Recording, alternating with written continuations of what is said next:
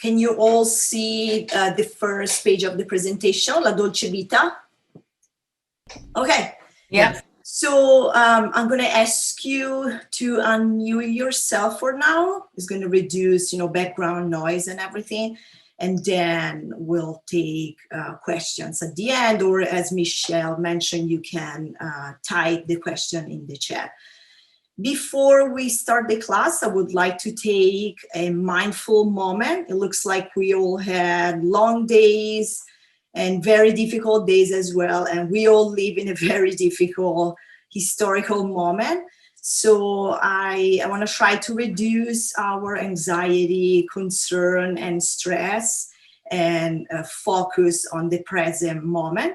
So wherever you're sitting, try to sit comfortably. If you can, put your feet in the ground to feel the energy from earth. And we are going to close our eyes and take deep breaths. When you let the air in, feel the air inside your nose, and then let the air out through your mouth.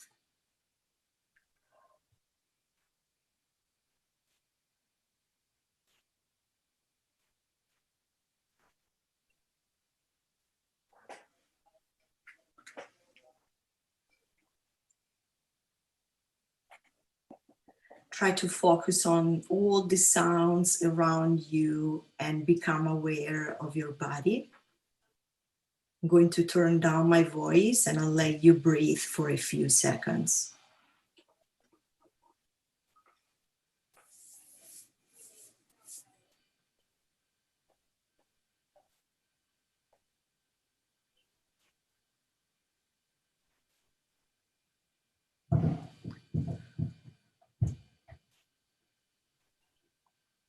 Okay, so when you feel you're ready, you can open your eyes.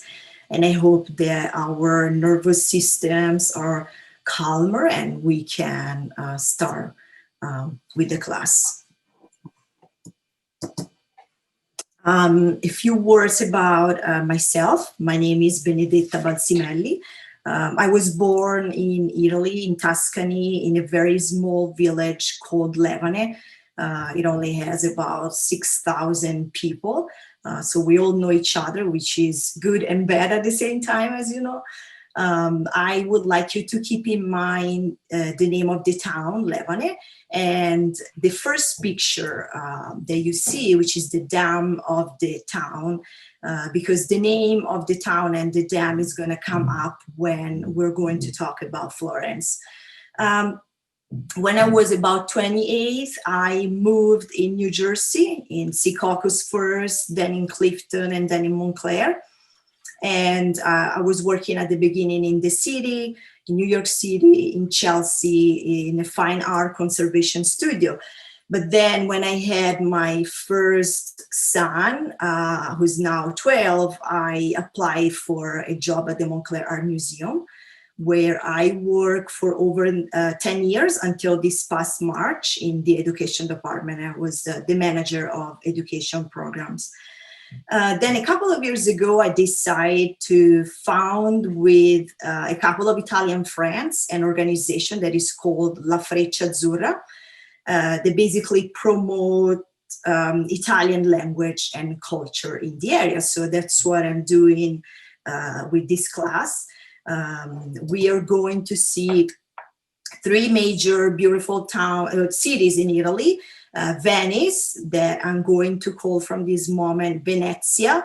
Then we'll go to Florence, which is Firenze, and then we'll end our virtual trip in Rome, which in Italian is Roma. I'm going to go through a little bit of history for you to have a better idea of the background of these major cities. We are going to explore together main sites and also a few curiosities and fun facts that you probably don't find in books. And along the way, we'll also learn some basic Italian language for travelers. Hopefully, we will be able to resume our travels pretty soon. So I would like you to imagine right now to be in Venice, try to use all your senses, and let's start with this virtual trip. I'm going to start sharing with you an introductory video for the city of Venezia. Okay, so I have to say that I have chills right now. Venice is really dear to me because I went for my honeymoon there a long time ago. So I love Venezia. So let's see from a geographic point of view where the city is located. Venezia is in the northeastern region of Italy, in the Adriatic Sea. Is the capital of the region Veneto, which is one of the 20th Italian regions. And it lays on a lagoon of about 120 small islands. The population of Venezia, of the township of Venezia today, is about 260,000 people, but in the historical center of Venezia, there's only 55,000. So it's I would call the center of Venezia like a big town. It's not even comparable to a big city. Venezia is called pretty often La Serenissima, which means the most serene. This was a Byzantine title that was extended to the Republic of Venezia as the most serene, as I mentioned. And Venezia used to be a very peaceful place compared to other cities, and for over 3 centuries was one of the wealthiest and prosperous city in Europe, and that's how it gets this title. So remember, Venezia La Serenissima. The name Venezia comes from Latin Venezia with the TIA at the end, and derives from the Roman, the name that the Roman used for the ancient population that used to live in this area, the Veneti. We have documentation that the Veneti were living in this area already around the 5th century AD. And the symbol of Venezia, as you know, is the lion of Saint Mark. In Italian will be Leone di San Marco. So the lion is represent basically the winged lion, represent Mark the Evangelist, and is pictured in the form of a winged lion holding a Bible. And in the Bible, you can read the Latin words Pax tibi Marce Evangelista meus. So peace be with thee, Mark, my evangelist. You can find the lion depicted in many different ways in buildings in Venezia, everywhere in the historical center. The one that you see in the picture on your right is on top of a 15-feet foot column, and it's a very ancient bronze statue that was dated back to about 2,000 years. We are going to do some brief history of the city so you can understand better the city itself. So we don't really have an historical record of the foundation of the city, but we know that around 421 AD, the Veneti were already here. The Veneti were basically refugees escaping from the German barbaric invasions. They were escaping the raids, finding a safe place to live in the lagoon. But you have to imagine that they found a very difficult environment, of course, to found a city. They had to drain streams, they had to enlarge the island, and they had to protect themselves. from the enemies. They came up with this brilliant idea of building their stone buildings on top of wood. So all the foundations in Venice, as you can see from the pictures that I put in the presentation, are actually built in wood. They use these wooden poles, usually made of oak. They were putting these, drilling these holes very deep in the ground until they were reaching the clay in the dirt. And then they were building their stone buildings on top of the wood. So it's a very ingenious way. Venezia was under the Western Roman Empire until about 476. When, with the beginning of the German invasions, got conquered by the Ostrogoths, and then it became part of the Eastern Roman Empire starting on 553 for a long time. This is a very important fact because of the influence, of the Byzantine influence that we can find everywhere in buildings in Venezia. Venezia and Constantinople, which was the capital city of the Eastern Roman Empire, were only connected by a sea route. And this is the reason why Venice became soon more and more independent from Constantinople, and was governed by a committee.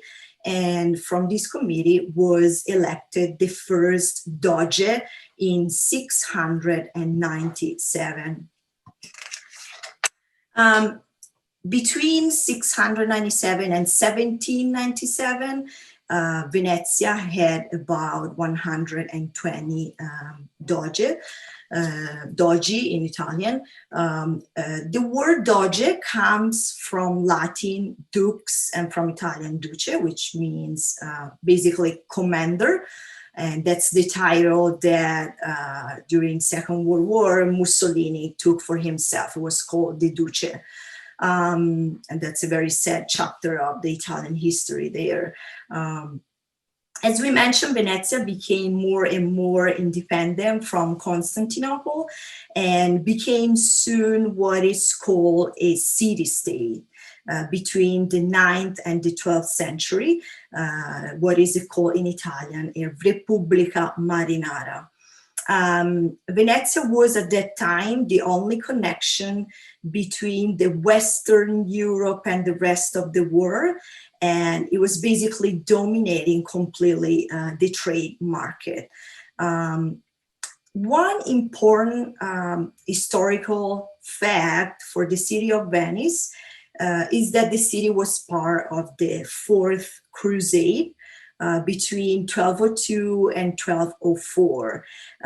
Basically, the Venetians helped the claimant to the throne of Constantinople, Alexius IV Angelos, to get his throne back. And in 1204, the two armies arrived in Constantinople, and this is the big sack of the city of Constantinople, where a lot of artifacts and relics were brought from Constantinople to Venice. And we'll find these relics and these artifacts everywhere, especially in the Basilica di San Marco that we'll see together later. In the 13th century and 14th century, Venezia was still one of the most prosperous cities in Europe. But then in this 16th century, the decline of the city started. It started actually before in the 15th century, at the end of 15th century, with the discovery of America by Cristoforo Colombo. And this is because the trade routes changed completely when America was discovered.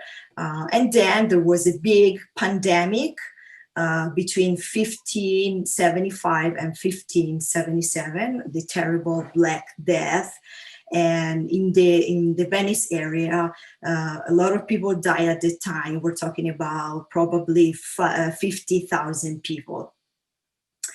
And so that's how Venezia basically begins to lose its position as the center of international trade.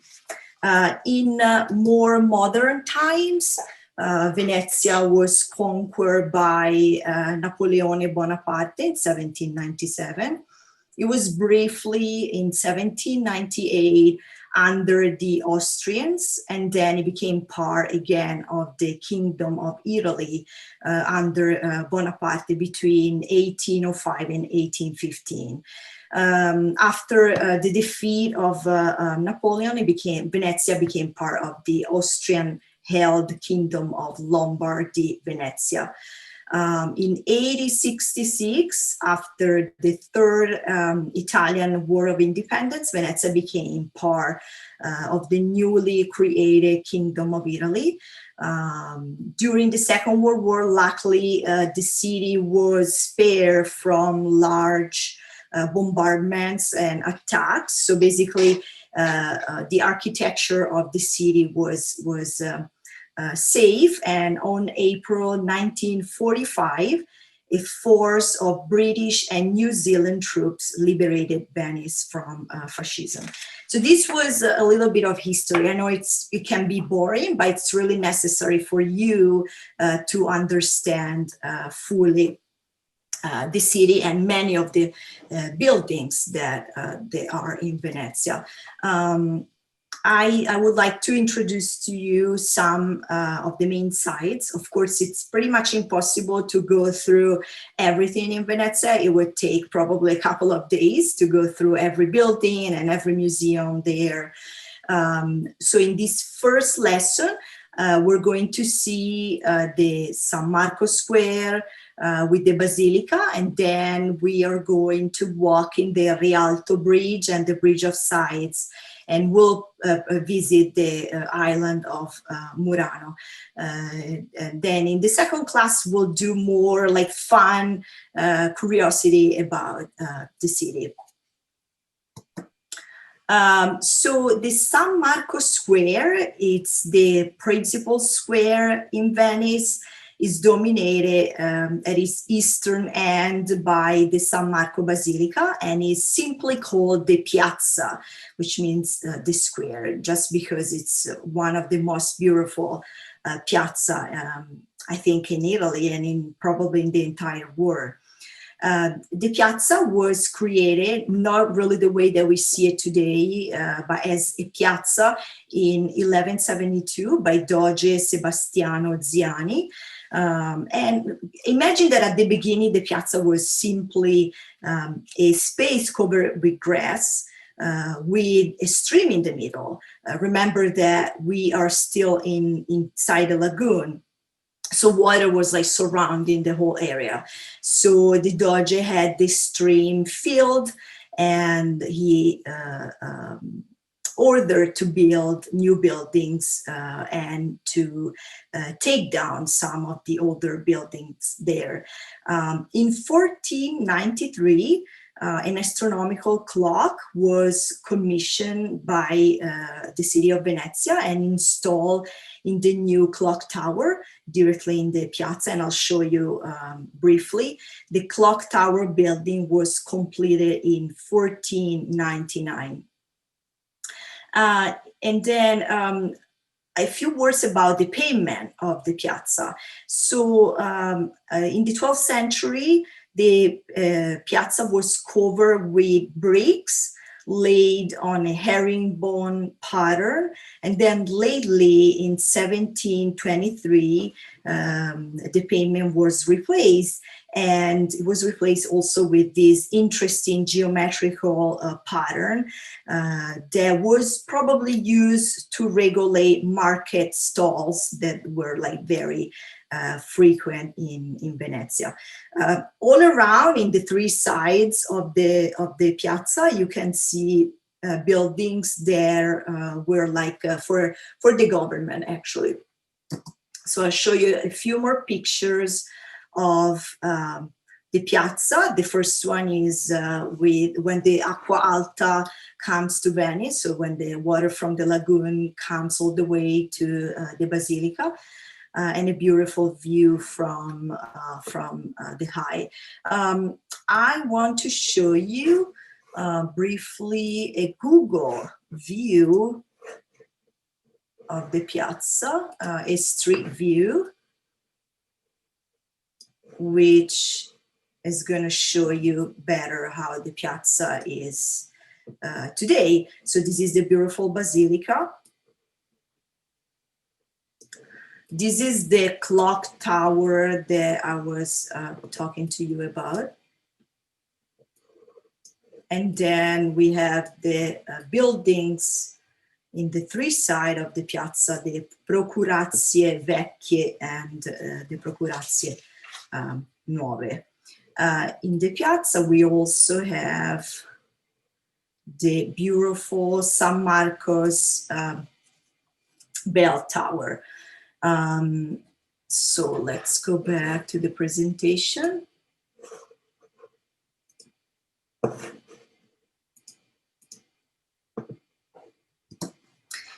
And let's explore together the Basilica di San Marco, San Marco's Cathedral.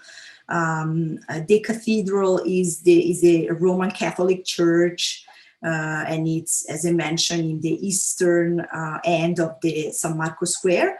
The building structure dates back to the 9th century, when a first building was created to host the relic of San Marco. They were stolen directly from Alexandria of Egypt in 829, and they were brought to Venice. The legend said they were brought by a merchant.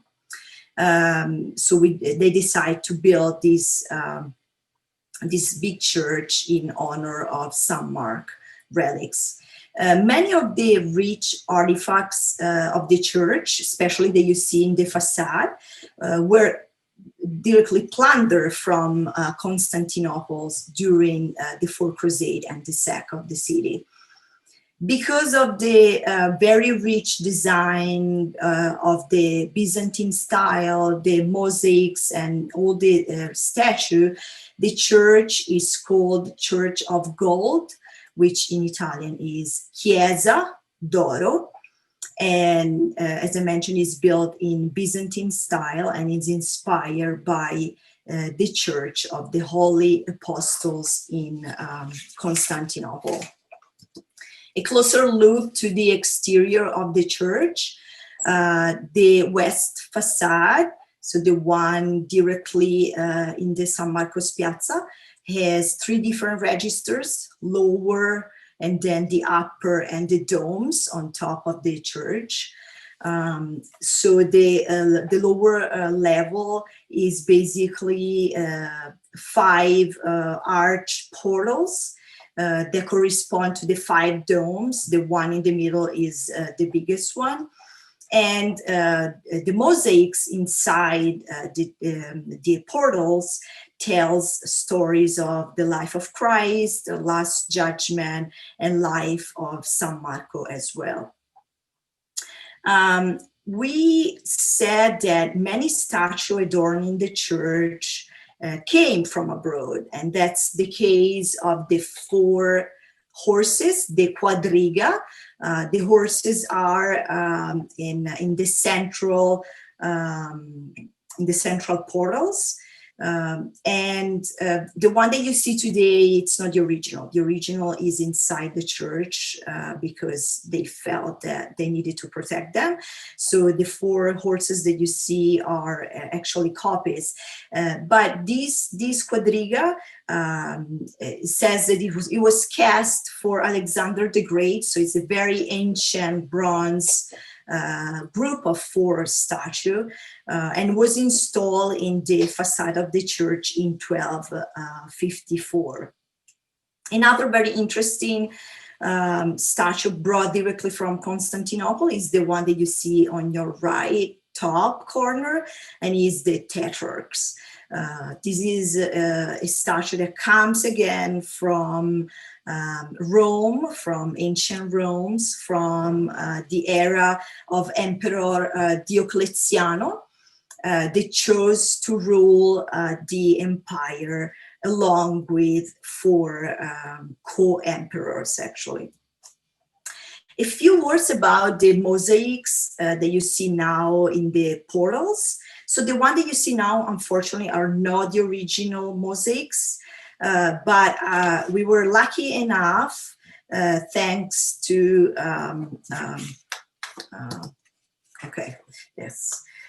thanks to Gentile Bellini, we have a painting that he made of the church, and we know that basically how the mosaics looked like at that time. We know that there were stories of the relic of San Marco and how the relic was brought to Venice.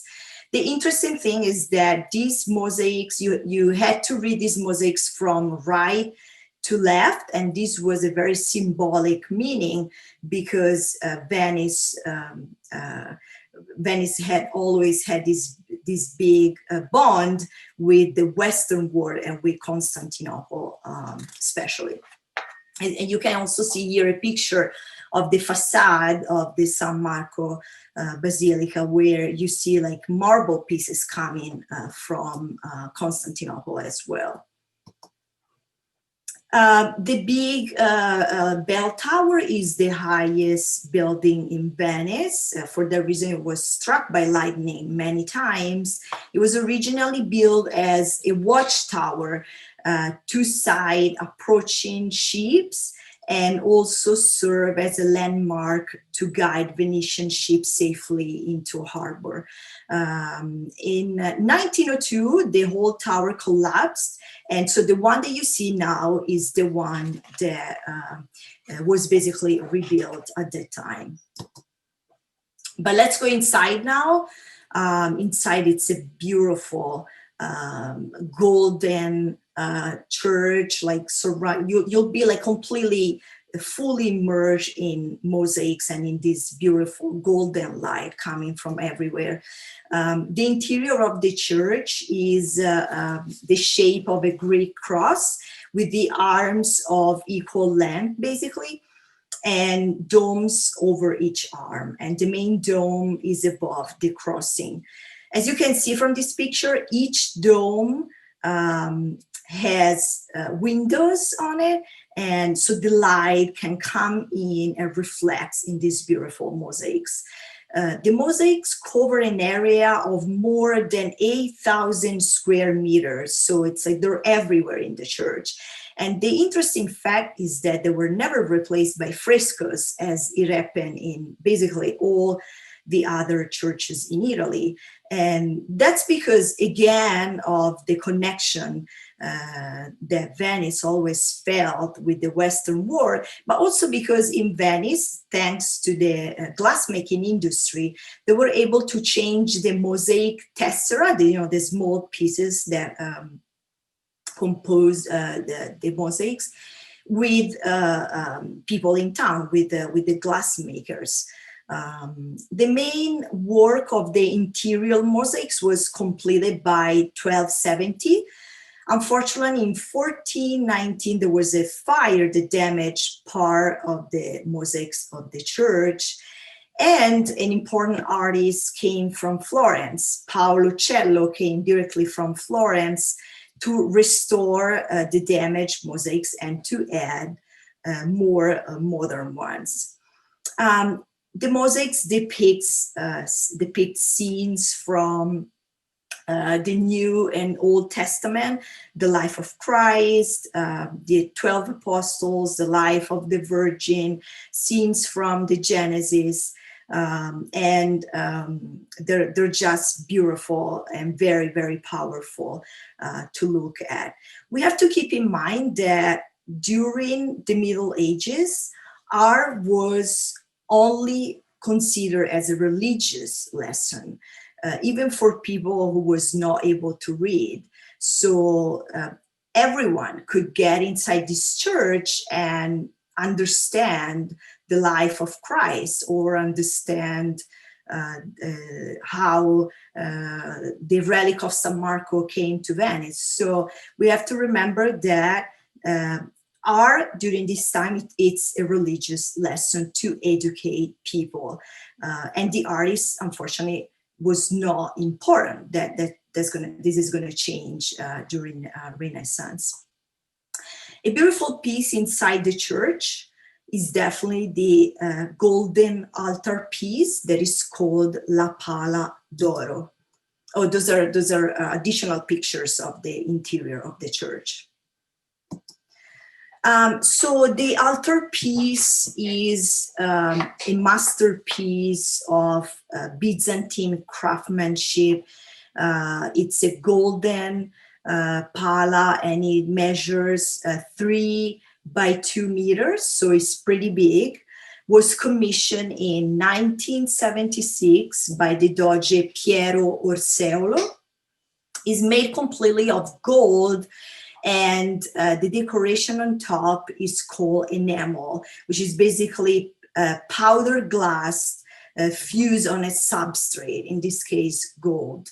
The pala is made with a top section and a bottom section. In the top section, there is the Archangel Michael in the center, and then scenes from the life of Christ. In the bottom, there's Jesus in the center, and then there's scenes from the life of St. Mark, as well as prophets that you see in enamel. The pala had about over like 1,000 pearls and 300 sapphires and 300 emeralds on it. And it's now in the treasury of the San Marco Basilica, and it's really one of a kind, and it's probably one of the best piece that we have from the Byzantine metal work of that time. So I want to show you through a video everything that we went through right now. So enjoy the San Marco's Basilica. To gain religious importance and a kind of legitimacy, the Venetians needed some important relics. According to legend, St. Mark actually traveled here, personally bringing Christianity to the region. His bones would be perfect. So in 828, Venetian merchants smuggled Mark's remains out of Egypt and into the church, shown here as it looked in the 13th century.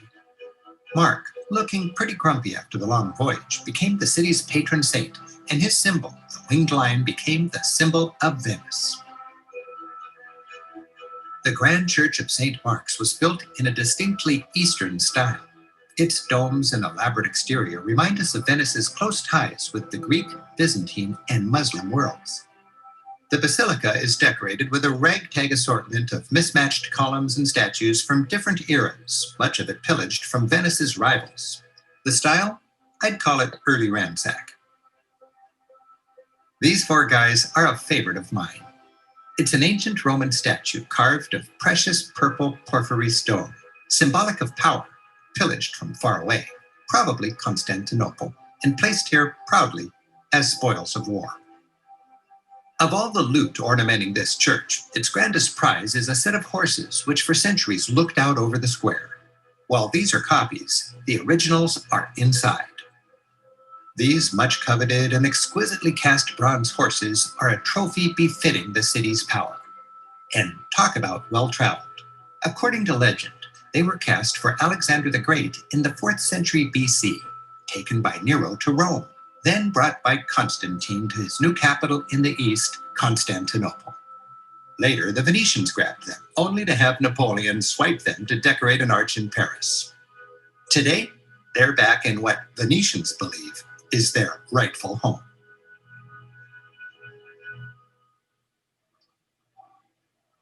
The church is covered with glass and gold mosaics, and in good medieval style, they come with religious lessons. The entrance hall features an elaborate and cohesive series of Old Testament scenes. The creation dome tells the story of Genesis with Adam and Eve and the original sin. In a scene-by-scene storyboard, we see Adam lonely in the garden, the creation of Eve, and then trouble. From apple to fig leaf to banishment. The interior of the basilica glitters with its gold leaf mosaic work.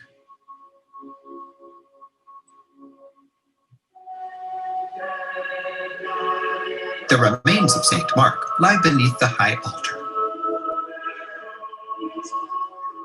The Pala d'Oro, or golden altarpiece, is a medieval masterpiece. Its stunning golden wall of 250 painted enamels features prophets and saints, and at its center, Jesus as the ruler of the cosmos. So I hope you all enjoy it. And then if you have questions, we'll do questions at the end. I am going to introduce now the Rialto Bridge. A bridge in Italian is Ponte, so Ponte di Rialto. The Rialto's bridge is the oldest of the 4 bridges on the Grand Canal. The most recent one is the one made by the architect Calatrava, which is the same architect that did the hub in New York City at the World Trade Center, and it was built in 2008. So the Rialto's Bridge, as I mentioned, is the oldest of the 4 bridges in the Grand Canal. It was built at the beginning as a ponton bridge in 1173. A ponton bridge was basically a floating bridge made of floats that were going across the canal to transport people or other things for the Rialto market. With the development of the importance of the Rialto market, there was the necessity of having a different bridge, and that's how the wooden bridge was built in 1255. In 1458, 2 series of shops were built on each side of the bridge, and they were basically they were rented to traders and merchants to sell their stuff, and they're still there. So basically, the bridge is now a stone bridge. So the first idea proposal of a stone bridge was presented in 1503, but then the bridge was realized only later in 1588.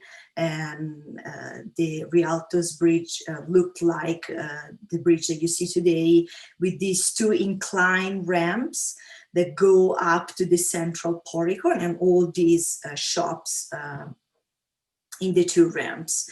And is today one of the top tourism attraction in Venice. I'm going to show you again a Google Street view of the bridge.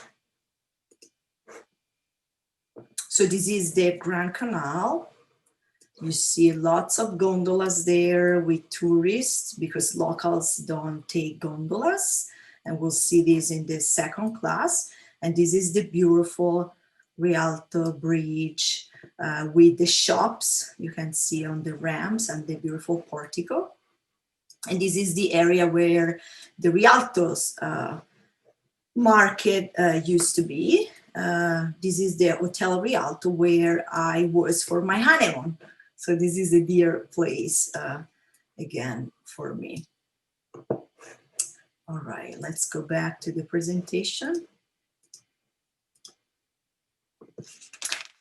The second bridge that I would like to present is the Bridge of Sights, in Italian, Ponte dei Sospiri. The Bridge of Sights connects still the new prison building to the interrogation room in the Doge Palace. The name is kind of romantic, and it comes from the fact that convicts going into prison had to cross this bridge why they were taken down to their cells. And so going, before they were taken down, they were giving a last look to Venezia through the window that you see in the bridge. Looks like the name was given by Lord Byron. So looking the last time to Venice, the worst side, and that's how the bridge got his name. The bridge was built in 1600 and designed by Antonio Contino. It's made of this beautiful white limestone and has these two windows with stone bars. And you have to keep in mind that this is the only covered bridge in Venezia. There's also a very romantic legend tied to this bridge. It says that if a couple in a gondola kisses and at the same time they pass under the bridge at sunset and the bell of St. Mark's toll, their love will last forever. So this is a very romantic legend with the Bridge of Sighs. A curiosity is that the Bridge of Sighs was built as replica in many other countries, and we also have a few here in the United States. And the famous one is the one in Pittsburgh that was designed by Henry Hobson Richardson, that it's in the picture that you see on your right. I'm going to show you again a Google Street View of the Bridge of Sighs.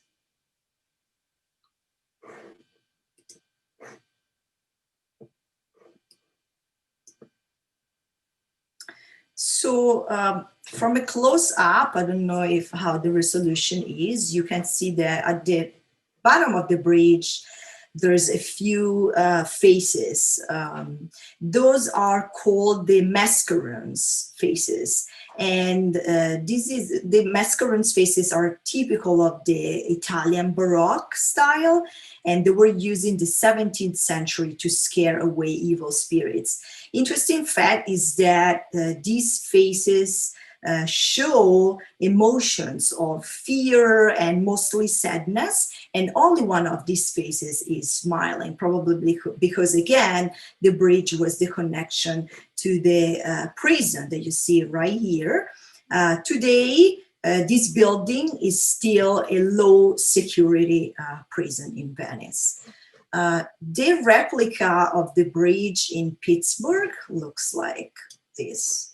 So it's like a simpler architecture, but it reminds you completely the shape of the Bridge of Sighs. So I know that we're almost at the end of the hour. I would like to introduce you to the Murano Island and to the glassmaking history in Venice. Today, Murano is known for its art glass, but it has a very long history of innovation. Probably the production started in 450, and it's a very long history of innovation in glassmaking for Venezia, and it was a Europe major glassmaking center for all the Middle Ages through the Renaissance and even after that. An interesting fact is that at the beginning, glass furnaces were in the center, in the historical center of Venezia. Then a law that is dated November 8th, 1291, confined most of Venezia's glassmaking industry in the island of Murano. In fact, the furnaces used to make molten glass were a fire hazard for the city. And so we decided to move everything to the small island. Murano, it's only a couple of kilometers from south of Venezia. These moves didn't only kept the city safer from fires, but it was important because it kept the technology of glass making and glass makers confined to the island itself. An interesting fact is that the glassmakers were not even allowed to leave the island unless they had a special permit, and these prevent them to like spread, you know, their secret of Venetian glassmaking expertise to possible competitors. During the 15th century, Murano glassmakers created cristallo, crystals, which is the most transparent and finest glass in the world. And they also soon became the finest makers of mirrors. A fun curiosity is that in the 1200s, Murano was a summer resort for the aristocrats of Venice, so for the noble families. The families were going there in the summer. They were building these beautiful villas with orchards and gardens. At that time, it took about 1 hour to row a boat from Venezia to Murano. And at that time, the average summer vacation for a noble family was about 5 months. So it was a pretty long, relaxing summer vacation. Glassmaking is a very difficult and uncomfortable profession, as glassmakers mostly work with extremely high temperature. The temperature inside the furnace is between 800 and 1,000 degrees Celsius, which is unbelievable. And because of that, and also because of many Murano glass imitations coming, especially from Asia and Eastern Europe most recently, today the members of professional glassmakers in Murano went down to about 1,000 glassmakers, but during the best season in the 13th and 14th and 15th century, we had more than 6,000 glassmakers in Murano. So the last thing that I want to show you is a beautiful video of a very talented glassmakers. I encourage you to see the way that he's able to manage the beautiful molten glass and to create a beautiful piece of work, piece of art, actually.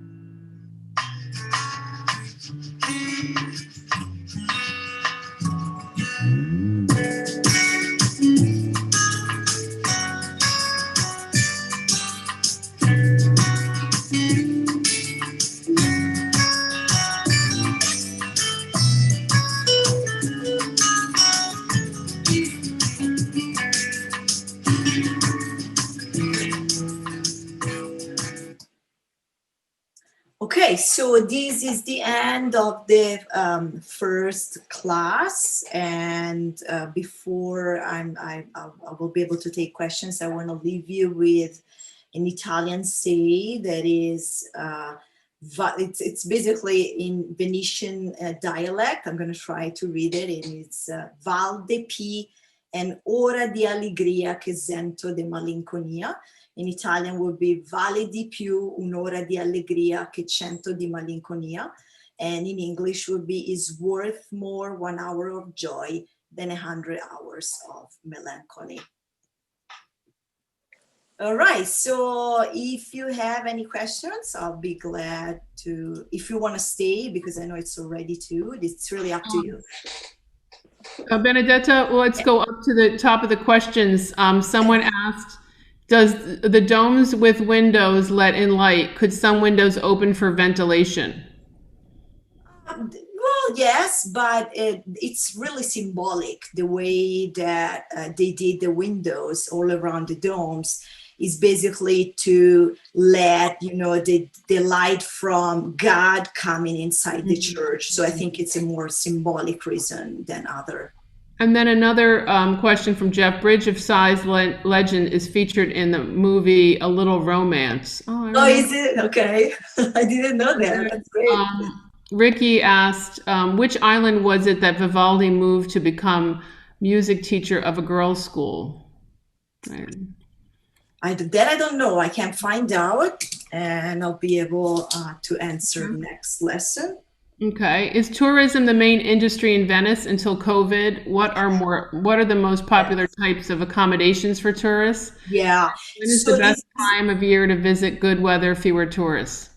So yes, so it's the main, it's the city is pretty rich because of tourism, but, and this is something that we're going to see together during the second class, the tourism in Venice right now, it's not sustainable, because you have to think that Venice had between 25 and 30 million people per year in a space that it's half the size of Central Park.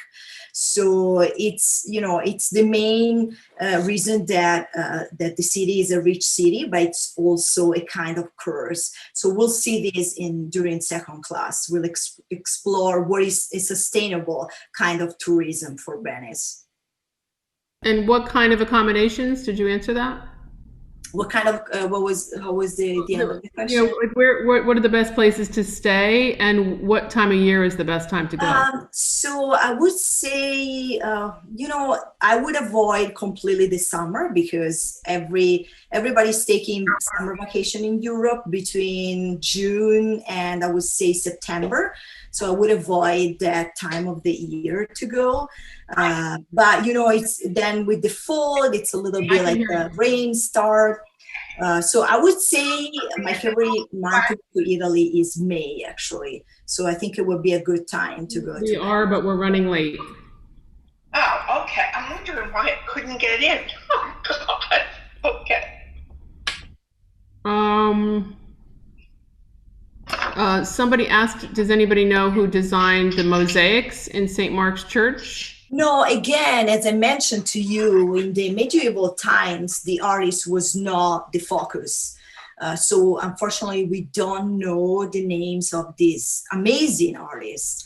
You remember that the artist's figure becomes important in the Renaissance. So before, unfortunately, there's no way that we know the name of the artists of the mosaics in And then didn't Venice have terrible flooding? How has that changed anything? Yes, so we'll do this at the beginning of second class. We'll see there was a very bad flooding this past November 2019, and I'll show you videos and I'll explain to you what the Italian government did to avoid the floodings in Venezia.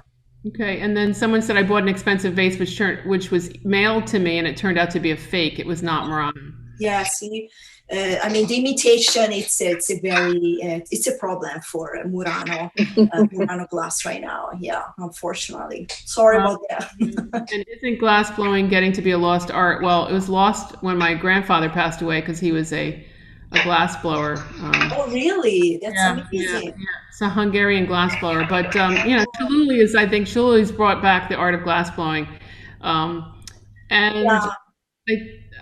then the average temperature around May, is it the last question? So I know Celsius, guys, I'm sorry. But so let's say in Fahrenheit would be probably, I would say like 70, 80. No, not super hot, but very, very lovely temperature. Yep. Great. All right, everybody. Well, that was lovely. Hope you had fun. Yes, mille grazie. Oh, prego. Grazie a te. Yeah. Grazie a voi tutti. So I'll see you on the 19th, right? We don't have class on the 12th, right, Michelle? We have no classes next week. I'm not sure about the Montclair history, that class. That might be still going on because they're separate from the township. But otherwise, there are no classes on Monday. So we'll meet the week after. Camille, were you able to solve your video problem, or could you still not see the videos? Camille, are you still there? All right. It was fixed right away. You had to click on switch to something. Okay. All right. Good. Because the other person that had the problem could see it. Everybody could see. Everybody could hear. Really nice. Well done. Thank you, everybody. Thank you. See you guys soon. Thank you.